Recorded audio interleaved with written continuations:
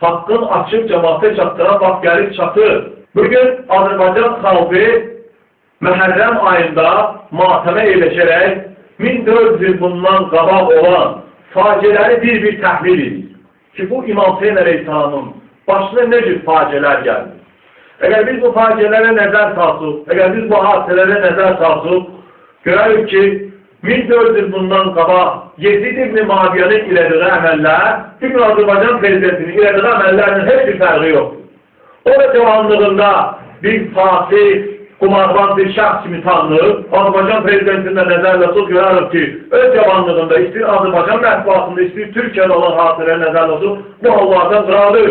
Və hakimiyyətə gələndən sonra da Yezid ibn Muaviyyəni görürük ki, necə deyirlər, gəlişi ilə birinci əzanın sesinin qabağının almasına səy edir. Çünki Muaviyyət ibn Əbu Süfyanın hədəfləri idi ki, İmam Hüseyin Peyğəmbər Səsamın necə deyirlər, tərafı asimanlara baxmasın. Bugün də görürük ki, Azərbaycanda bu proseslərdir.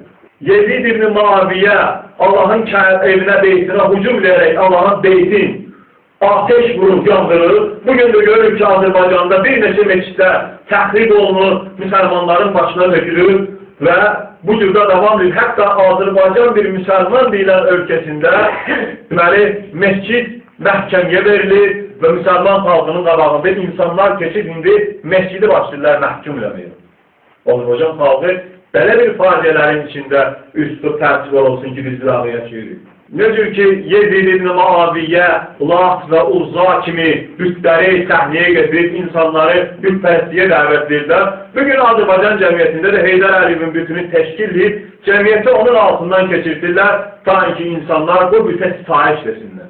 O gün Kərbəlada Yezid ibn Muaviyyənin ləşkərləri İmam Hüseyin əleyhissalamı şəhadətə yetirəndən sonra Peyğəmbər sallallahu aleyhi və səlləmin hərəmdə hücum çəkirlər və Peyğəmbər sallallahu balalarını, qız balalarını məcərinə əl atara onları ya Məhəmmədə, baba Məhəmmədə deyib səhraya salırlar. Bugün də biz görürük ki, həmin İmam Hüseyin əleyhissalamın məktəbinin ardıcıları, onların evlatlarının necə deyirlər, baş örtüklərinə yenə xəyanət əllər uzanır.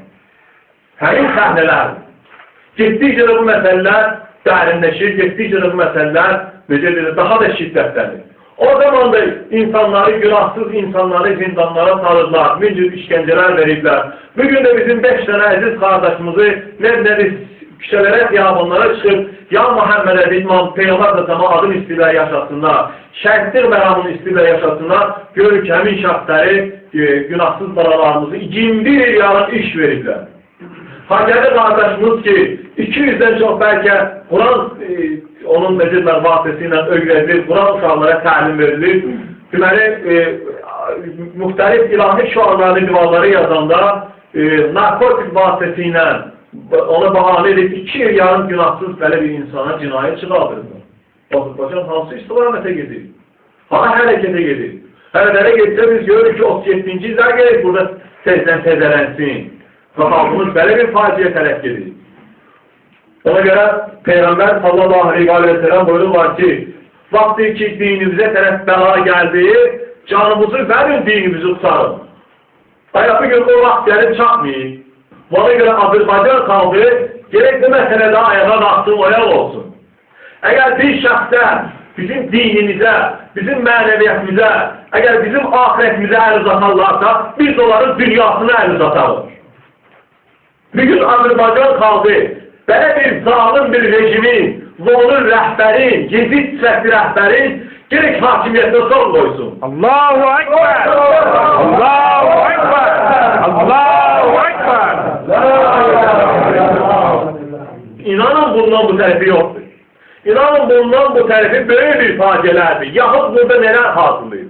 Yezid ibn Muaviyyənin ətrafında Yahud və Nəsrani var edilən məşvərətçi kimi indiki hakimiyyət tam surətdə yaldırın ixtiyarında da edirlər.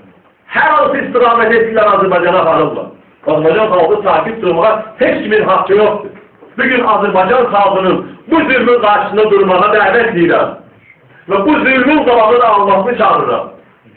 Allah təbarək və təala Quranda buyururlar ki, İn yansurukumullah fəla qalibə ləkum.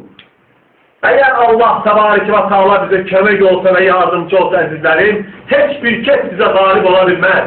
Ve bugün Allah Tebarek ve Teala'nın bir bendesi kimi, Peygamber sallallahu aleyhi ve sellem'in bir ümmeti kimi bizim her birimizin vazifesidir bugün zulmü bilek insanlara çaptırak ve onun mukabilinde durak.